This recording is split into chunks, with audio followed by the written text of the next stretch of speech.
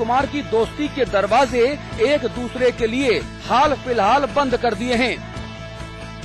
नीतीश कुमार ने कहा कि उत्तराखंड में आई दैवीय आपदा से निपटने के लिए जो कुछ किया जा सकता था वो किया जा रहा है। जहां तक उनका खुद का सवाल है, उनको चुपचाप लो प्रोफाइल रहकर अपना काम करने की आदत है और बाकी दूसरे लोगों की तरह उन्हें ना तो ज्यादा बोलना पसंद है और ना ही अखबार में ज्यादा छपना।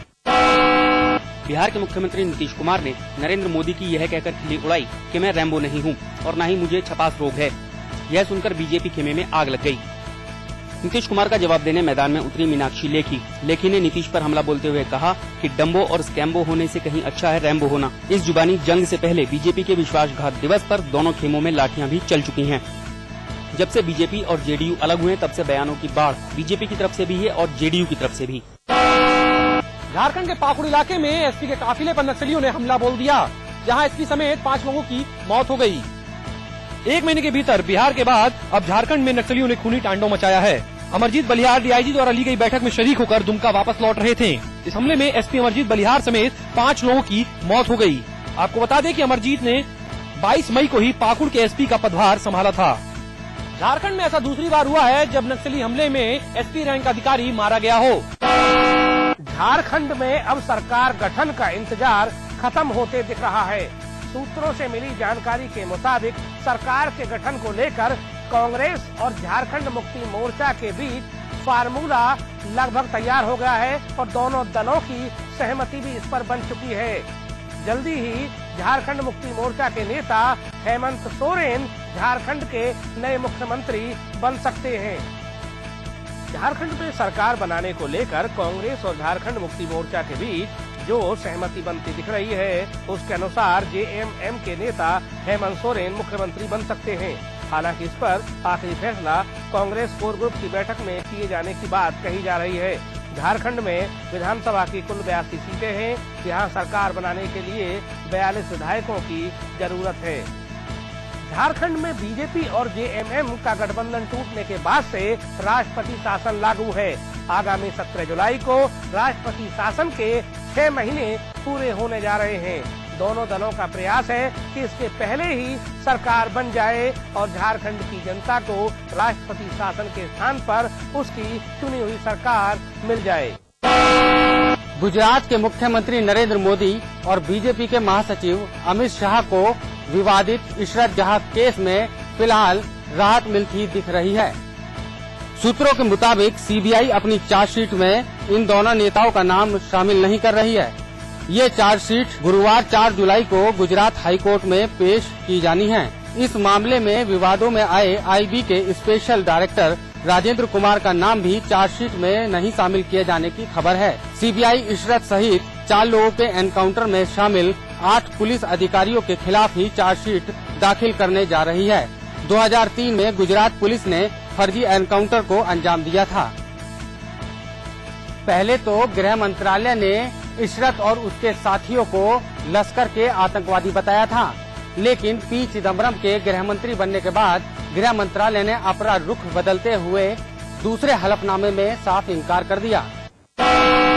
उत्तराखंड में मौसम विभाग और सरकार के बीच तनातनी शुरू हो गई है। मौसम विभाग द्वारा 4 धाम यात्रा रूट में पहले ही भारी बारिश की पूर्वानुमान दिया गया था, लेकिन राज्य सरकार ने उसे नजरअंदाज कर दिया था, जिसकी वजह से बड़ी आपदा आई और हजारों की जान चली गई। ऐसे में प्रदेश सरकार के निशाने पर मौसम विभाग आ गया है। प्रदेश में एक बार फिर मौसम विभाग के निदेशक आनंद शर्मा ने प्रदेश के कुमाऊं क्षेत्र में भारी बारिश का अंदेशा जताया है। उनके अनुसार कई क्षेत्रों में भारी बारिश हो सकती है, वहीं पहाड़ी क्षेत्रों में रहने वालों को सतर्कता बरतनी होगी। वहीं उनके अनुसार उधम सिंह नगर के कई क्षेत्रों में बारिश होने की संभावना जताई जा रही है। लगातार कारक बनते जा रहे हैं और 3 से 7 तक के बीच यह बारिश की संभावना है। हालांकि सरकार की फजीयत का सबब बने मौसम विभाग द्वारा जारी किए गए अलर्ट पर भी तंज कसने में कोई कसर नहीं छोड़ी जा रही है।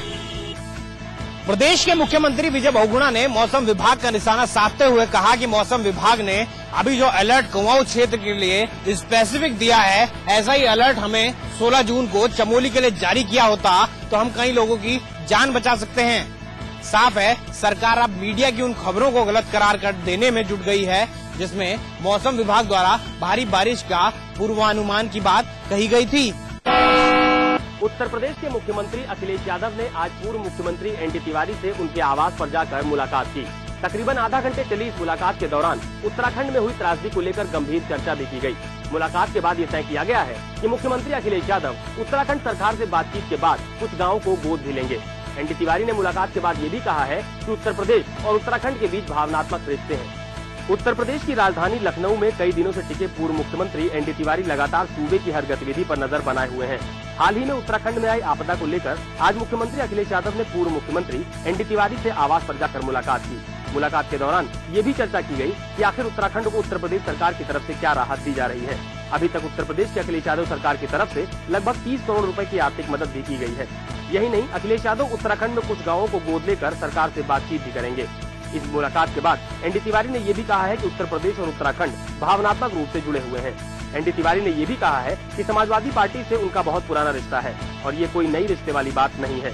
एनडी तिवारी ने कहा है कि समाजवादी पार्टी कांग्रेस से ही निकली है और सपा से उनकी विचारधारा काफी मिलती है।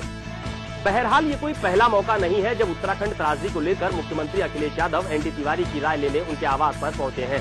इसके पहले भी कई मसलों पर मुख्यमंत्री अखिलेश यादव और मुलायम सिंह यादव भी एनडी तिवारी की राय लेते रहे हैं। ऐसे में मुलायम के बुलावे के बाद अगर एनडी तिवारी राजधानी में काफी अरसे से टिके हैं तो सियासी सवाल उठने तो लाजमी ही है, लेकिन इनके रिश्तों की असली हकीकत तो लोकसभा चुनाव के समय ही साफ हो पाएगी। उत्तराखंड में पहले जल प्रलय ने हजारों की तादाद में लोगों की जान ले ली और अब मौसम ही उनके अंतिम संस्कार में बड़ी बाधा बन रहा है।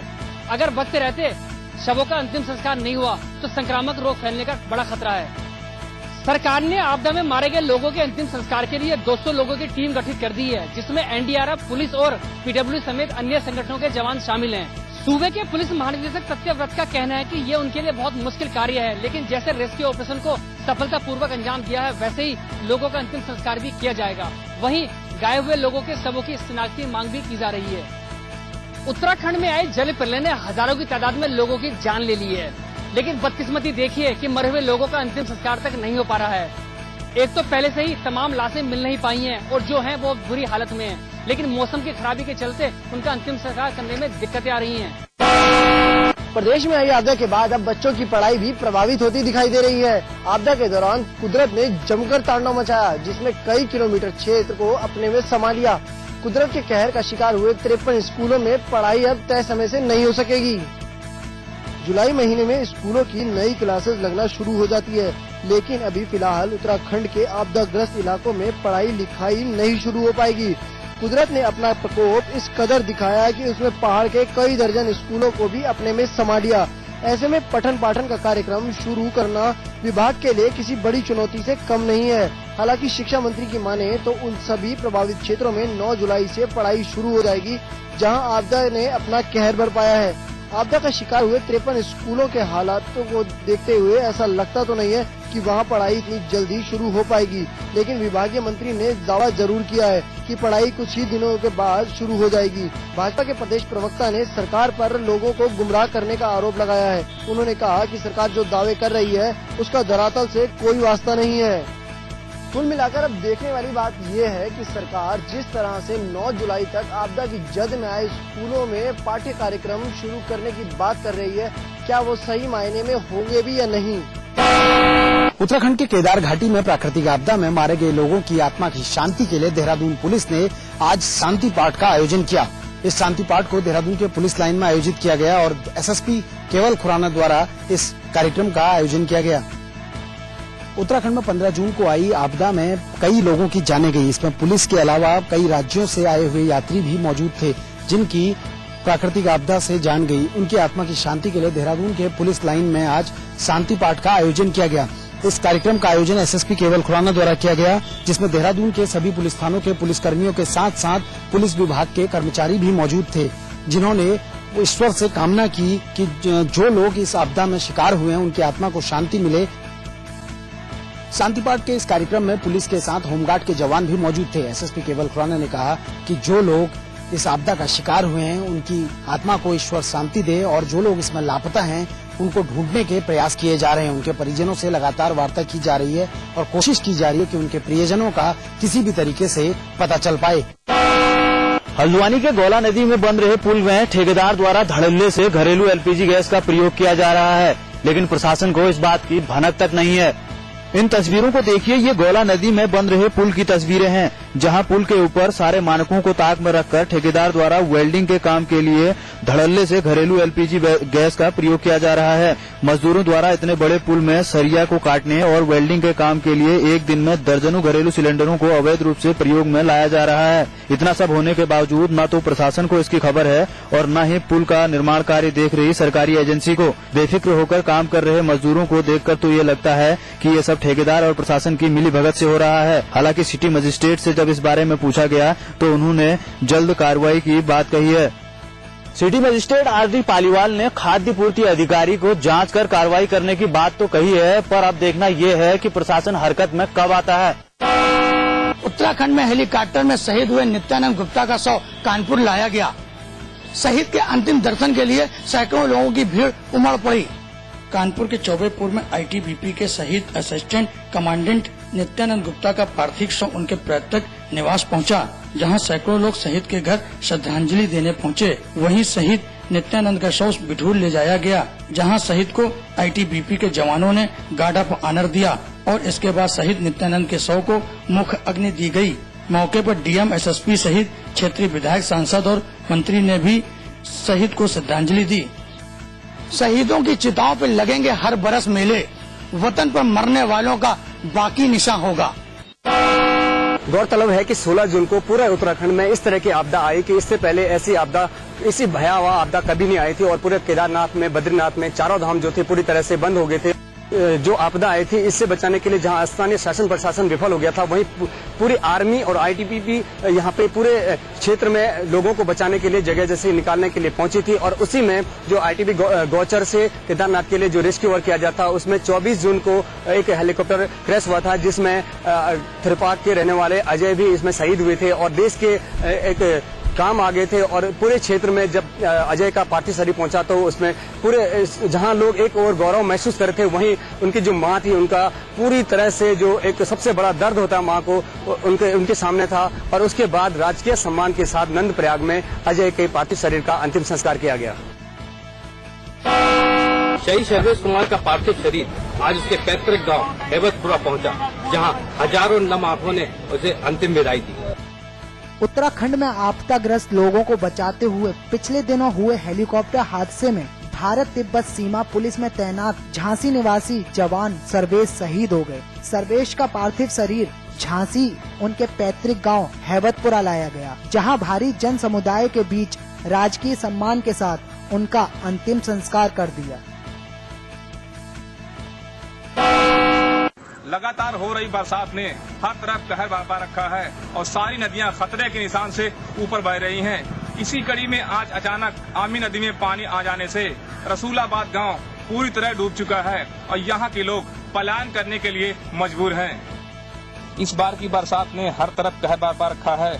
वहीं संत कबीर नगर की आमी नदी खतरे के निशान से ऊपर बह रही है और आसपास के सैकड़ों गांव पूरी तरह डूब चुके हैं। और अगर रसूलाबाद गांव की बात करें तो पूरी तरह मैरून हो चुका है।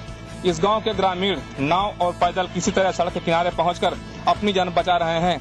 आपको बता दें कि रसूलाबाद गांव में करीब 6000 लोग रहते हैं और सारे लोग बाढ़ के पानी में फंसकर गांव में ही पड़े हुए हैं और कुछ लोग नाव के सहारे पलायन कर रहे हैं। गाँव वालों को जिला प्रशासन से कोई मदद न मिलने की वजह से सैकड़ों ग्रामीणों ने NH-28 को पूरी तरह जाम कर दिया, जिसकी वजह से राहगीरों को काफी दिक्कतों का सामना करना पड़ा। मौके पर पहुंच कोतवाली पुलिस ने समझा बुझाकर जाम खाली करा दिया, लेकिन प्रशासनिक अधिकारियों के न पहुंचने को लेकर फिर सड़क को ग्रामीणों ने जाम कर दिया। खबर दिखाए जाने के बाद जिला प्रशासन हरकत में आया और रसूलाबाद बाढ़ग्रस्त इलाके का अधिकारियों ने दौरा कर वहां के लोगों को राहत सामग्री भी बांटा। बिजनौर में गंगा का प्रकोप जारी है। यहाँ पर कई गाँवों को गंगा के पानी ने अपने आगोश में ले लिया है। लगातार प्रशासन से कटान रोकने की गुहार करने के बावजूद भी प्रशासन ने पत्थर की ठोकर नहीं बनवाई। लगातार कटान की वजह से फतेहपुर, चिकोहाबाद, शिमला कला, कोहारपुर सहित 6 गांव गंगा में समा चुके हैं। अगर कटान को नहीं रोका गया तो मीरपुर, दयालवाला, रावली सहित 1 दर्जन गाँवों का अस्तित्व संकट में पड़ जाएगा। कटान से प्रभावित ग्रामीण प्रशासनिक अधिकारियों के आश्वासन से तंग आ चुके हैं। बाढ़ पीड़ितों ने गंगा तट पर ही जमकर हंगामा किया। उत्तर प्रदेश में अब होंगे लगातार उद्घाटन और लोकार्पण, ये दावा है उत्तर प्रदेश के मुख्यमंत्री अखिलेश यादव का। मौका था लखनऊ के बलरामपुर हॉस्पिटल में सुपर स्पेशलिटी ब्लॉक के उद्घाटन का। इस मौके पर अखिलेश यादव और उनके स्वास्थ्य मंत्री अहमद हसन ने पिछली सरकार पर जमकर निशाना साधा। कहा, उत्तर प्रदेश में स्वास्थ्य विभाग की सेहत पिछली सरकार